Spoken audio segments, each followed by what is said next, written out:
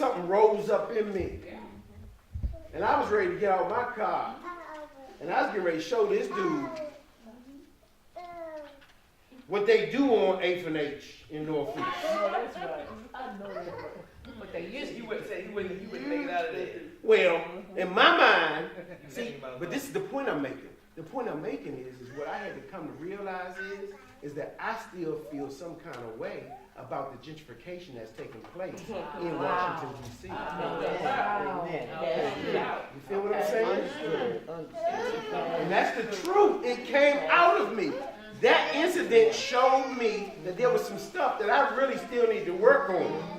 Am I making sense? Yeah. Oh, yeah. Right? Out of Egypt, but you still got some in But it wasn't about the road rage. It was why was I mad? I was mad over something. Y'all never experienced that? Where you mad over one, you're upset regarding an issue, but really the issue ain't the real issue. Right? So I'm still learning some stuff about me, right? I'm mad. Why can't the world do my bidding? Another thing I'm learning about myself is sometimes I just want stuff my way. And I've become very skilled at making individuals feel as though they're getting their way, when for real, I'm getting mine. I didn't say that. I didn't say that. It's really for their good, darn that. It's really for their good. It's for their good, darn that. Well, if the result is a benefit to me, then Godspeed. Then Godspeed. Then Godspeed. Joe, I got to go through that and show you some of the stuff. Okay? But, however, these are things that I am discovering about me. Right? These are things that I'm discovering about me. And the truth is, I don't always like to look at myself for who I really am. I don't always like to be exposed for who I really am, right? But I take it that I'm not the only one in here who feels that way, who goes through those things, right? I don't think I'm the only one in here who goes through these things, right?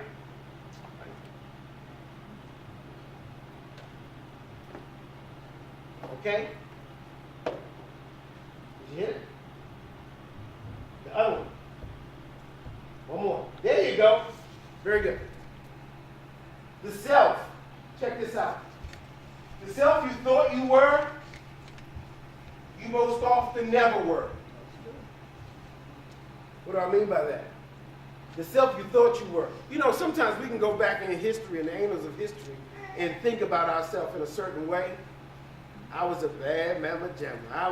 I was like that, right? I've talked to older people who like to reflect on their past, and most often when they reflect on their past, they reflect favorably on their past. It either goes one or two ways. They either were good or very good at whatever they did and had the bomb time and everything worked out well for them, or their life was terrible.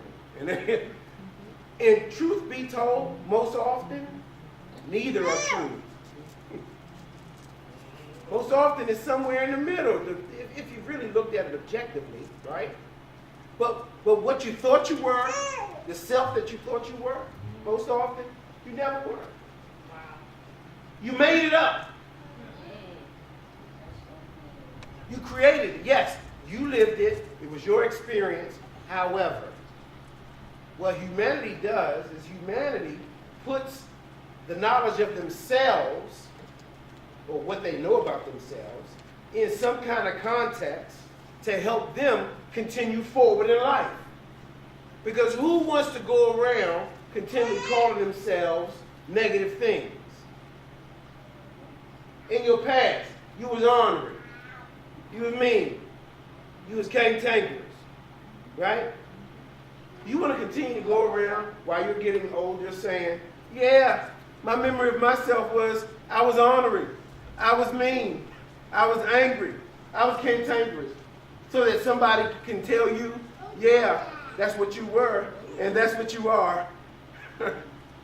So what you thought you were, but you still are.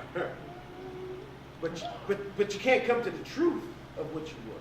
I hope I'm making sense. Yes, ma'am. That's happened in my family. As a matter of fact, my older sister, she was describing to her son how she was as a child.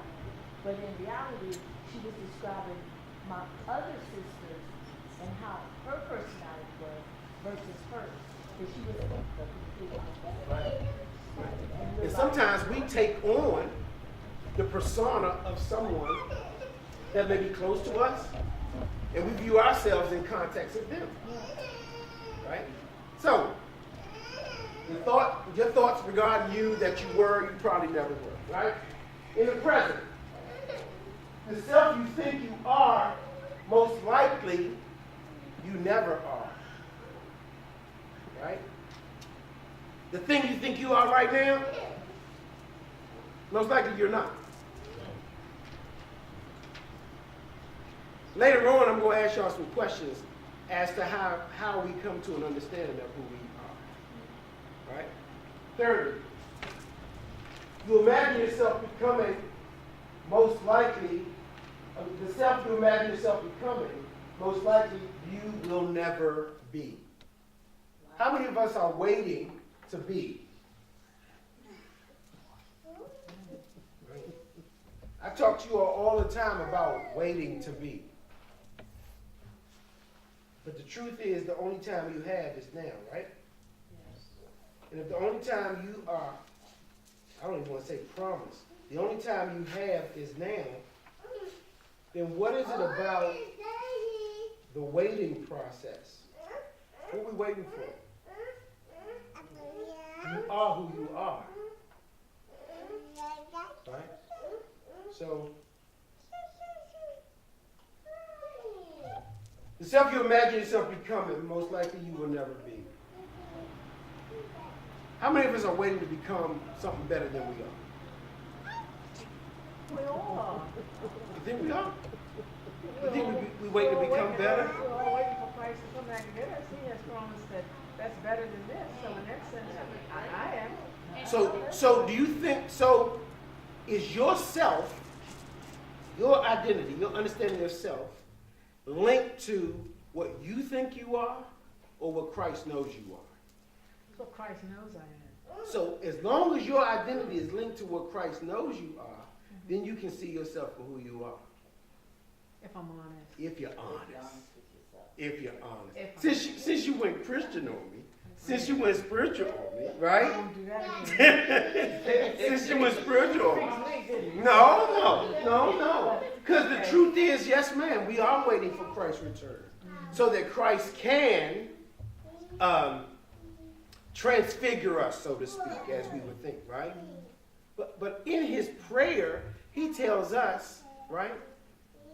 Our Father who art in heaven, hallowed be thy name. Thy kingdom come, thy will be done on earth as it is In heaven. If you pray that prayer, then what you're really praying is for the manifestation of God, not to be an awaited heavenly manifestation, but to be manifested in Christ right here on earth. Are you walking in him on earth as you hope to be walking in him in heaven? Am I making sense? But some of us are waiting for heaven to live right, right? Yes. We're waiting for heaven Yes. to be right. Yes. We're waiting for heaven to do right. Y'all get what I'm saying? Yes, I do. But we're waiting for heaven. We're waiting for heaven. When, in all honesty, what God is saying is, it's okay to do it right now. It's okay to do it right now. It's okay to do it right now. All right? Next one. Y'all see that winding road right there? It's called an interchange. It's called an interchange. Right? It's called an interchange. An interchange is a series of winding, elevated junctions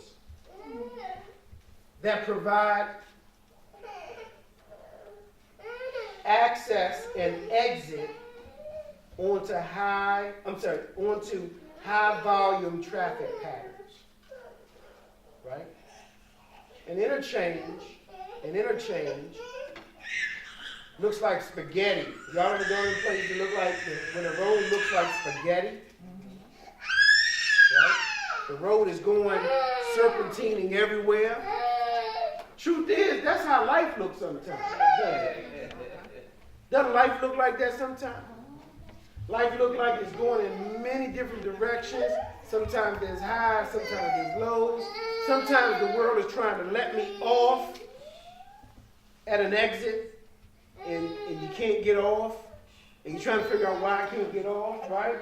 You ever tried to get over, trying to get off of a highway, and there's a car that just won't let you get over? Right? That's how life is. That's how life is. There are times in life where you want to get off of the train. You're like, I can't do this anymore. I need to get off. And it seems like there's so many hindrances, so many things blocking our path from getting off the road that we've been on all our life. We want to exit. We want to do something different. Because in growing to know ourselves, we come to realize if I or myself stay on this road, it will lead to destruction. How do I know that? Because every time I haven't taken the exit, I crash every time. My insurance rates are terrible. Wow. Right? That's mine, not mine. I don't crash. But my illustration is what?